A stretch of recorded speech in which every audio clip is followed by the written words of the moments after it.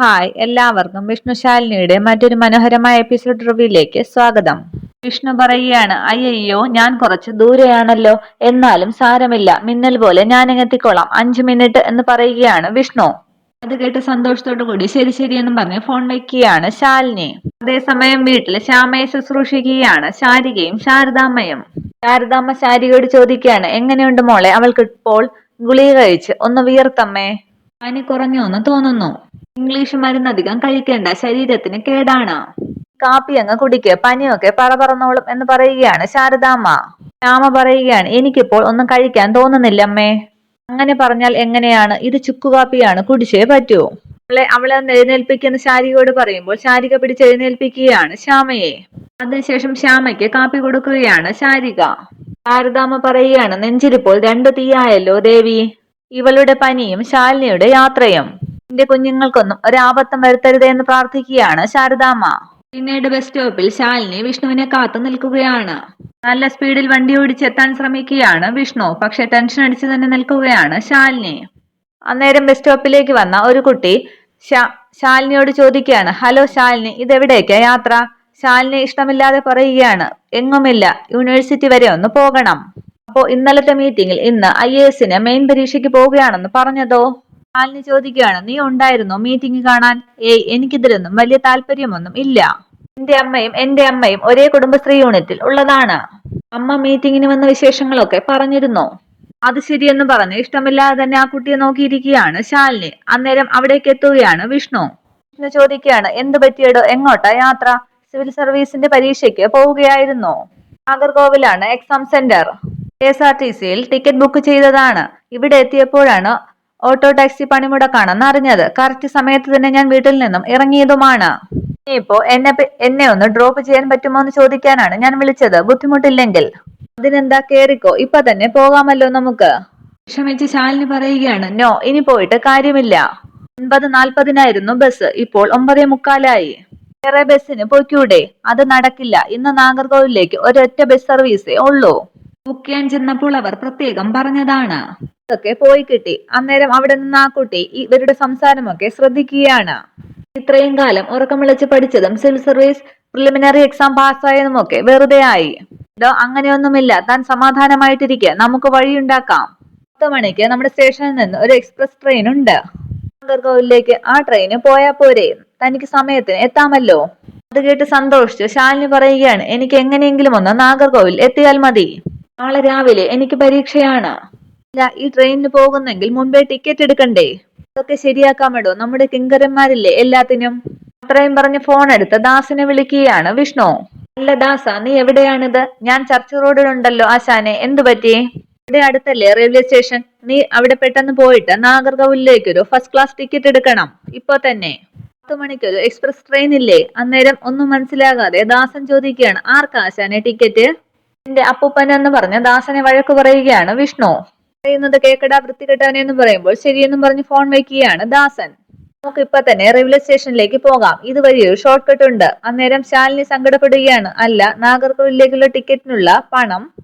എടോ, അതേപ്പറ്റി ഒന്നും താനിപ്പോൾ ആലോചിക്കണ്ട. താൻ സുരക്ഷിതമായിട്ട് മറ്റ് ശല്യങ്ങളൊന്നുമില്ലാതെ അവിടെ എത്തി പരീക്ഷ എഴുതി തിരിച്ചു വരണം, അതാണ് പ്രധാനം, മനസ്സിലായോ? പെട്ടെന്ന് പോകാം, വാ എന്ന് പറയുമ്പോൾ ബാഗ് എന്നും പറഞ്ഞു ബാഗ് എടുത്ത് വിഷ്ണുവിന്റെ ബുള്ളറ്റിൽ കയറുകയാണ് ശാലിനി. വിഷ്ണുവും ശാലിനിയും പോയ ശേഷം സുസ്മിതയെ വിളിക്കുകയാണ് ആ കുട്ടി. ഫോൺ എടുത്ത് സുസ്മിത ചോദിക്കുകയാണ്, രോഹിണി, എന്തുണ്ട് വിശേഷം? How are you? നീ എവിടെയുണ്ട് ഇപ്പോൾ? വിശേഷം പറയാൻ കുറേയുണ്ട്, ആദ്യം നീയുമായി ബന്ധപ്പെട്ടത് പറയാം. അതിനാണ് ഞാൻ ഇപ്പോൾ വിളിച്ചത് തന്നെ. ഞാനുമായി ബന്ധപ്പെട്ട വിശേഷമോ? അതെന്താ? പറയാം. കേൾക്കാൻ അത്ര സുഖമുള്ള കാര്യമല്ല, എന്നാലും കൺമുന്നിൽ നമ്മൾ കണ്ടത് പറയണമല്ലോ. ഞാൻ നിന്റെ ഫ്രണ്ടായി പോയില്ലേ? ഒന്നും മനസ്സിലാകാതെ സുസ്മിത പറയാണ്, അധികം മുഖവരിയില്ലാതെ നീ കാര്യം എന്താണെന്ന് വെച്ചാൽ പറയുക, അതെ ടെൻഷൻ എടുപ്പിക്കാതെ. പറയാം. അല്ലടി, സത്യഭാമയുടെ മോൻ വിഷ്ണുവല്ലേ നിന്നെ കെട്ടാൻ പോകുന്നെന്ന് പറഞ്ഞത്? പക്ഷെ ആ കല്യാണം വേണമോന്ന് നീ ഒന്നുകൂടി ആലോചിക്കണം സുസ്മിതേ. എന്റെ ചെറിയൊരു അഡ്വൈസ് ആണ്. സുസ്മിത പറയുകയാണ്, മനസ്സിലായില്ല. അതെന്തിനാ ഇനി ആലോചിക്കുന്നത്? രോഹിണി പറയുകയാണ്, കാര്യമുണ്ട്. ആ ചായക്കടക്കാരിയില്ലേ കുടുംബശ്രീ ശാരദ, അവളുടെ മോൾ ശാലിനിക്ക് IAS പരീക്ഷയാണ്. അമ്മയും അച്ഛനും അവളുടെ സ്വീകരണത്തിന് പോയിരുന്നു. അവളെ നാഗർകോവിലേക്ക് യാത്ര അയക്കാൻ പോയിരിക്കുകയാണ് നിന്റെ വിഷ്ണു ഇപ്പോൾ. അത് കേട്ട് വാട്ട് എന്നും പറഞ്ഞ് ചാടി എഴുന്നേൽക്കുകയാണ് സുസ്മിത. ബൈക്കിലാണെങ്കിൽ പോകുന്നതാണെങ്കിലോ രണ്ടും കൂടി മുട്ടിയൊരുമിയിരുന്ന് കെട്ടിപ്പിടിച്ച് ആ കാഴ്ച കാണാൻ നീ ഇവിടെ വേണമായിരുന്നോ? കഷ്ടം തന്നെ. ഇനിയിപ്പോ ശാലിനി സിവിൽ സർവീസ് പാസ്സാവുക കൂടി ചെയ്താൽ നീയായിട്ട് ഈ കല്യാണം വേണ്ടാന്ന് വെക്കേണ്ടി വരില്ല. വിഷ്ണു തന്നെ നിന്നെ തഴഞ്ഞോളും ഉടൻ തന്നെ. ദേഷ്യപ്പെട്ട് സുസ്മിത പറയുകയാണ്, ചീ വാ ഇടയ്ക്കടി അസത്തെ. ദേഷ്യപ്പെടല്ലേ, ഞാൻ നിന്റെ വെൽവിഷർ ആണെന്ന് കരുതി പറഞ്ഞതാണ്. അവനെ കെട്ടാൻ വെറുതെ മഞ്ഞുകൊള്ളണ്ടാന്ന്. ഞാൻ ഫോൺ വെക്കുവാണേന്ന് പറഞ്ഞ് ഫോൺ കട്ട് ചെയ്യുകയാണ് രോഹിണി. ഫോൺ വെച്ച് രോഹിണി പറയുകയാണ്, ഒന്ന് പുകഞ്ഞോട്ടെ, സത്യഭാമയുടെ മോൻ വിഷ്ണുവിനെ കല്യാണം കഴിക്കാൻ പോകുന്നു എന്ന് പറഞ്ഞ് എന്തായിരുന്നു അവളുടെ പത്രാസ്? സുസ്മിത പറയുകയാണ്, ഓ അപ്പോൾ അതാണ് കഥ. സുസ്മിതയെ തോൽപ്പിക്കാൻ വിഷ്ണു കാമുകിയെയും കൊണ്ട് പരീക്ഷ എഴുതാൻ പോയിരിക്കുകയാണ്. എങ്കിൽ അവൾ കളക്ടർ ആവുന്നത് എനിക്കൊന്ന് കാണണം. നാഗർകോവിലല്ല, നരകത്തിലാണ് അവൾ ഇനി എത്താൻ പോകുന്നത്. കൊണ്ടുപോകാൻ ഞാൻ തന്നെ അവൾക്ക് ആളെ അയച്ചു കൊടുക്കാം. അത്രയും പറഞ്ഞ് ആരെയെ ഫോൺ ചെയ്യുകയാണ് സുസ്മിത. ബുള്ളറ്റിലിരുന്ന് ശാലിനി പറയുകയാണ്, അതെ കുറച്ചുകൂടി ഒന്ന് സ്പീഡിന് പോകുമോ പ്ലീസ്. ചിരിച്ചുകൊണ്ട് വിഷ്ണു പറയുകയാണ്, ഇയാള് ടെൻഷൻ ആകാതെ. ഇപ്പൊ തന്നെ സമയം ഒരുപാട് വൈകി, 10 മണിക്കല്ലേ ട്രെയിൻ എന്ന് പറഞ്ഞത്. എടോ, നമ്മൾ ഇപ്പോൾ തന്നെ റെയിൽവേ സ്റ്റേഷനിൽ എത്തും. അവിടെ നിന്ന് പ്ലാറ്റ്ഫോമിലോട്ട് ഓടിച്ചെന്ന് ട്രെയിനിൽ കയറാനായിട്ട് 2 മിനിറ്റ്. പിന്നെയും കുറെ സമയം ബാക്കിയാണ്. തനിക്ക് പ്ലാറ്റ്ഫോമിൽ നിന്ന് ഒരു ചായയും കുടിച്ച് സിഗരറ്റും വലിക്കാൻ വേണമെങ്കിൽ. സിഗരറ്റ് ഒന്ന് ചോദിക്കുകയാണ് ശാലിനി. വിഷ്ണു പറയാണ്, വേണമെങ്കിൽ എന്നാണ് പറഞ്ഞത്. ആശിക്കാൻ ശ്രമിച്ചതാണല്ലേ, സോറി. തൽക്കാലം ചിരിക്കാനുള്ള മൂഡില്ല. ഇയാൾ എത്രയും പെട്ടെന്ന് എന്നെ ഒന്ന് സ്റ്റേഷനിൽ എത്തിക്കാൻ നോക്ക്. എവിടെ, ഇന്ത്യയിൽ എവിടെയെങ്കിലും ട്രെയിൻ 5 മണിക്കൂർ വൈകി എന്നല്ലാതെ 5 മിനിറ്റ് നേരത്തെ വന്നു എന്നുള്ളത് താൻ കേട്ടിട്ടുണ്ടോ? ഇനിയിപ്പോ എക്സ്പ്രസ് പോയാൽ തന്നെ പിന്നെയും സമയമുണ്ടല്ലോ. ഇയാൾക്കിന്ന് നാഗർകോവിൽ എത്തിയാൽ പോരെ? മതി. പക്ഷെ ഇയാൾക്കെങ്ങനെ ട്രെയിൻ സമയമൊക്കെ കൃത്യമായിട്ട് അറിയാൻ കഴിയുന്നത്? അതെനിക്ക് വേറെ വണ്ടി കച്ചവടം ഉള്ളതാണ്. നാഗർകോവിൽ നിന്നും മുംബൈയിൽ നിന്നും ഡൽഹിയിൽ നിന്നുമൊക്കെ വണ്ടിയെടുത്ത് ഇവിടെ കൊണ്ടുവന്ന് വിൽക്കും. ഒരു സൈഡ് ബിസിനസ്, ചിലപ്പോൾ കൊള്ള ലാഭം കിട്ടും. അത് കൊള്ളാമല്ലോ. അപ്പൊ റബ്ബർ എസ്റ്റേറ്റ് മാനേജർ മാത്രമല്ല, വണ്ടി കച്ചവടവും ഉണ്ട്. ജീവിച്ചു പോണ്ടേ കുഞ്ഞെ, നമ്മൾ അധ്വാനിച്ചാലല്ലേ നമ്മുടെ വീട്ടിലെ അടുപ്പ് പുകയത്തുള്ളൂ. അതിന് ഇയാൾക്ക് ഭാര്യയും മക്കളും ഒക്കെ ഉണ്ടോ ഇത്രയ്ക്ക് ദാരിദ്ര്യം പറയാൻ? ചിരിച്ചുകൊണ്ട് വിഷ്ണു പറയുകയാണ്, തൽക്കാലം ആയിട്ടില്ല. ഒന്ന് മനസ്സ് വെച്ചാൽ അതിനെക്കുറിച്ചൊക്കെ ആലോചിക്കാം. ആണല്ലേ, ഓൾ ദ ബെസ്റ്റ്. എങ്കിൽ കാശുണ്ടാക്കാനുള്ള വഴി ആലോചിക്കുക. അതെ അതെ, ഞാനിപ്പോ ആലോചിക്കുന്നത് ഇയാളുടെ ഡ്രൈവറായിട്ട് അങ്ങ് കൂടിയാലോ എന്നാണ്. പ്രിലിമിനറി, മെയിൻ പരീക്ഷ ഇതൊക്കെ എഴുതാൻ ഞാൻ തന്നെയാണ് കൊണ്ടുപോകുന്നത്. അപ്പൊ പിന്നെ ഇതൊരു ശമ്പള വ്യവസ്ഥയിലാണെങ്കിൽ എനിക്കതൊരു വരുമാനവും ആകുമല്ലോ. ബെസ്റ്റ്. കുടുംബശ്രീ ഹോട്ടലിലെ 2 ജോലിക്കാർക്ക് ശമ്പളം കൊടുക്കാൻ നക്ഷത്രം എണ്ണുകയാണ് ഞങ്ങൾ. ആകെ ഒരു സ്കൂട്ടി ഉള്ളതാണെങ്കിൽ പകുതി ദിവസവും വർക്ക്ഷോപ്പിൽ. ഓടാത്ത വണ്ടിക്ക് എന്തിനാ സാറേ ഡ്രൈവർ, തള്ളിക്കൊണ്ടു നടക്കാനാണോ? എന്ന് ചോദിക്കുകയാണ്. അതിപ്പോഴത്തെ കാര്യമല്ലേ, പരീക്ഷയൊക്കെ എഴുതി ഇയാള് വലിയ കളക്ടറായി കഴിയുമ്പോൾ സർക്കാർ വക നല്ല പൊളപ്പൻ വണ്ടി കിട്ടില്ലേ? അപ്പോൾ അത് ഓട്ടിക്കാൻ ഡ്രൈവർമാര് വേണ്ടേ? ശാലിനി പറയുകയാണ്, അത് ഓട്ടിക്കാൻ സർക്കാർ ഡ്രൈവർമാര് തന്നെയാണ് ഉള്ളത്. ഓ, എന്നാൽ പിന്നെ ഇയാളുടെ പേഴ്സണൽ സ്റ്റാഫിൽ എടുത്താലും മതി. ഈ 6 മാസത്തെ സർവീസിന് ആജീവനാന്ത പെൻഷൻ കിട്ടും എന്നൊക്കെയാണ് കേട്ടുകേൾവി. കളക്ടർക്ക് എവിടെയാ സാറേ പേഴ്സണൽ സ്റ്റാഫ്? അയാള് പൊളിറ്റീഷ്യൻ അല്ലല്ലോ. അയ്യോ, അപ്പോൾ ഇല്ല അല്ലേ? എന്നാൽ ഞാൻ വിട്ടു. അത്രയും പറഞ്ഞ് ചിരിച്ച് കാര്യങ്ങളൊക്കെ പറഞ്ഞ് വണ്ടി ഓടിക്കുകയാണ് വിഷ്ണു. പിന്നീട് കാണിക്കുന്നത് വേഗത്തിൽ വരുന്ന ഒരു കാറാണ്.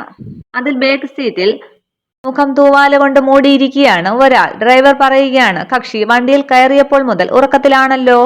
എന്തായിരുന്നു പണി? കൂടെ ഉണ്ടായിരുന്ന ആൾ പറയുകയാണ്, ഒരു തന്റെ നെഞ്ചും കൂടി പൊളിച്ച് പുലിപ്പാറ ഡാമിൽ ഇട്ടു. ആള് കൊട്ടേഷൻ ടീമാണ്. ഡ്രൈവർ പറയുകയാണ്, നീ ചുമ്മാ തമാശ പറയല്ലേ, നിനക്കെവിടെന്നാ കൊട്ടേഷൻ കൂട്ടുകാര്?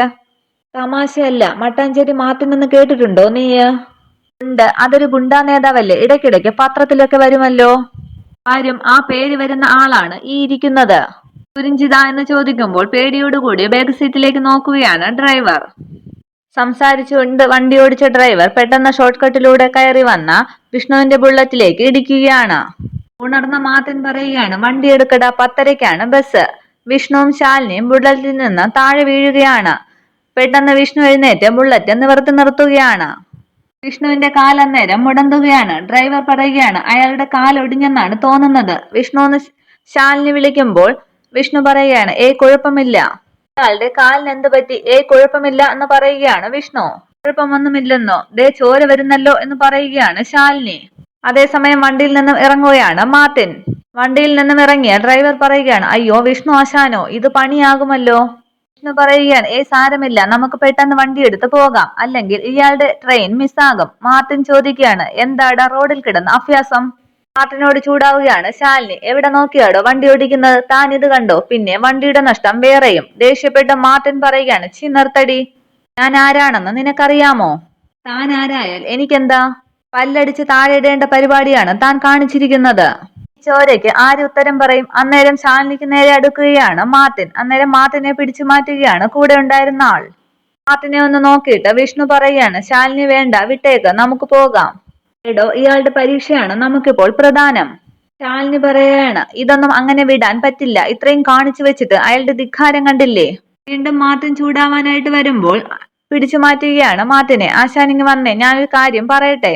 അവളുടെ കൂടെ ഉള്ളത് വിഷ്ണു ആശാനാണ്. സീൻ ഡാർക്കാവും. വിഷ്ണുവിനെ നോക്കി മാർട്ടിൻ അയാളോട് ചോദിക്കുകയാണ് ഇവനാണോ സത്യഭാമയുടെ മകൻ വിഷ്ണു? മാർട്ടിന്റെ അടുത്തേക്ക് വന്ന വിഷ്ണു പറയുകയാണ് സഹോദര, തൽക്കാലം നമ്മുടെ പതിവ് മലയാളികളുടെ ശീലമൊന്നും തെറ്റിക്കേണ്ട. ചെറുതായിട്ട് വണ്ടി ഒന്ന് തട്ടിയാൽ നടു റോഡിലുള്ള ഈ അരമണിക്കൂറിൽ കൂടുതലുള്ള വാദപ്രതിവാദം വേണ്ടാന്ന്. എനിക്കും എന്റെ വണ്ടിക്കും ഉണ്ടായ നഷ്ടം ഞാനങ്ങ് സഹിച്ചു. ഞങ്ങൾക്ക് പോകാൻ അല്പം തിരക്കുണ്ട്, അതാണ്. അന്നേരം മാർട്ടിൻ ദേഷ്യപ്പെടുകയാണ് ഞങ്ങൾക്കും പോകാൻ വേറെ പണിയൊക്കെ ഉള്ളത് തന്നെയാണ്.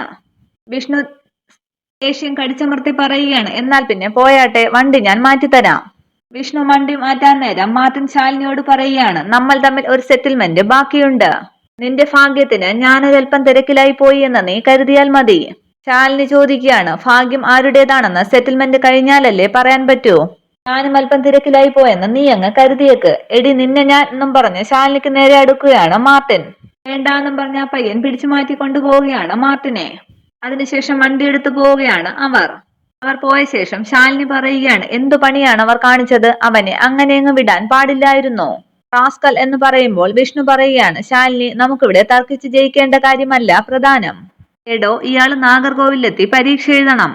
ഇയാളുടെ സ്വപ്നമല്ലേ IAS. ഒരുത്തനുമായി അടികൂടിയിട്ട് ആ സ്വപ്നം തകർക്കണോ? അന്നേരം വിഷ്ണുവിനെ ദാസൻ ഫോൺ ചെയ്യുകയാണ്. ആ ദാസ പറയടാ. ആശാനെ, നിങ്ങൾ ഇത് എവിടെയാണ്? 10 മണിയുടെ എക്സ്പ്രസ് ട്രെയിൻ പോയല്ലോ. ആകെ പരിഭ്രമിച്ച് പോയെന്നോന്ന് ചോദിക്കുകയാണ് വിഷ്ണു. അത് കേട്ട് ശാലിനിയും ഒന്നമ്പരക്കുന്നു. ദാസൻ പറയുകയാണ് ഇപ്പൊ സ്റ്റേഷൻ വിട്ട് പോയതേ ഉള്ളൂ, നിങ്ങൾ ഇത്ര താമസിക്കുമെന്ന് വിചാരിച്ചില്ലല്ലോ. എടാ ശരി ശരി, എന്നാൽ 10:20 ഷാലിമാറില്ലേ, നീ അതൊന്ന് ബുക്ക് ചെയ്യുക. അത് നോക്കാം, അപ്പോഴേക്കും നിങ്ങൾ ഇങ്ങോട്ട് വരുമല്ലോ. എടാ ഞാനിവിടെ അടുത്ത് തന്നെയുണ്ട്, ബുള്ളറ്റിൽ വരുമ്പോൾ 5 മിനിറ്റ് അത്രേ ഉള്ളൂ. ഓക്കെ, അപ്പോ തന്നെ നീ ടിക്കറ്റ് ബുക്ക് ചെയ്യ്, കേട്ടല്ലോ. ശേഷം ശാലിനിയോട് കയറാൻ പറയുകയാണ് വിഷ്ണു. ശാലിനി കയറിയ ശേഷം ബുള്ളറ്റ് സ്റ്റാർട്ടാക്കാൻ നോക്കുമ്പോൾ പറ്റുന്നില്ല. വിഷ്ണു എത്ര ശ്രമിച്ചിട്ടും ബുള്ളറ്റ് സ്റ്റാർട്ട് ആകുന്നില്ല. വിഷ്ണു പറയുകയാണ് ശാലിനി ഒന്നിറങ്ങിക്കേ. വിഷ്ണു പറയുകയാണ് വണ്ടിക്ക് എന്തോ കംപ്ലൈന്റ് ഉണ്ടെന്ന് തോന്നുന്നു, ആക്സിഡന്റിൽ പറ്റിയതായിരിക്കും. ശാലിനി ചോദിക്കുകയാണ് 10:05, ഇനി ട്രെയിൻ കിട്ടുമോ? കിട്ടും, അത് പോയാൽ പിന്നെ നാഗർകോവിലേക്ക് വേറെ ട്രെയിൻ ഇല്ല. എടോ, താൻ ടെൻഷൻ ആകാതെ നമുക്കൊരു ലിഫ്റ്റിനെ ശ്രമിച്ചു നോക്കാം. അല്ലെങ്കിൽ പതുക്കെ നടന്നാൽ മതി, 10:20 ട്രെയിൻ എടുക്കൂ. ബുള്ളറ്റിൽ നിന്നും താക്കോലെടുത്ത് പതുക്കെ നടക്കുകയാണ് വിഷ്ണുവും ശാലിനിയും. പിന്നീട് സ്പീഡിനും ഓടിയും ഒക്കെ പോവുകയാണ് വിഷ്ണുവും ശാലിനിയും. ഇത് ഏതാ വഴിയെന്ന് ശാലിനി ചോദിക്കുമ്പോൾ വിഷ്ണു പറയുകയാണ് ഇത് റെയിൽവേ സ്റ്റേഷനിലേക്ക് എത്താനുള്ള ഷോർട്ട് കട്ടാണ്. വേഗം നടക്ക് ശാലിനി, സ്റ്റേഷൻ എത്താറായി, ഇനി 4 മിനിറ്റേ ഉള്ളൂ. 4 മിനിറ്റ് എന്ന് പറയുമ്പോൾ 240 സെക്കൻഡ് ഉണ്ടല്ലോ. ശ്രമിച്ചാൽ നടക്കും, പെട്ടെന്ന് വാ എന്ന് ഒക്കെ പറയുകയാണ് വിഷ്ണു. സ്റ്റേഷൻ അടുക്കാറെ ഒരു 200 മിനിറ്റ് കൂടിയേ ബാക്കിയുള്ളൂ. അന്നേരം ദാസൻ വിഷ്ണുവിനെ ഫോൺ ചെയ്യുകയാണ്. ആ പറയടാ ആശാനെ, ഷാലിമാർ സ്റ്റേഷൻ വിട്ടു. 2 ട്രെയിനിന്റെയും ടിക്കറ്റിന്റെ കാശ് പോയി, ഇനി എന്താ വേണ്ടത് ആശാനെ? ശാലിനി എന്ന് വിളിക്കുകയാണ് വിഷ്ണു. ഇത്രയുമാണ് ഇന്നത്തെ എപ്പിസോഡ് വിശേഷങ്ങൾ. Okay, thank you.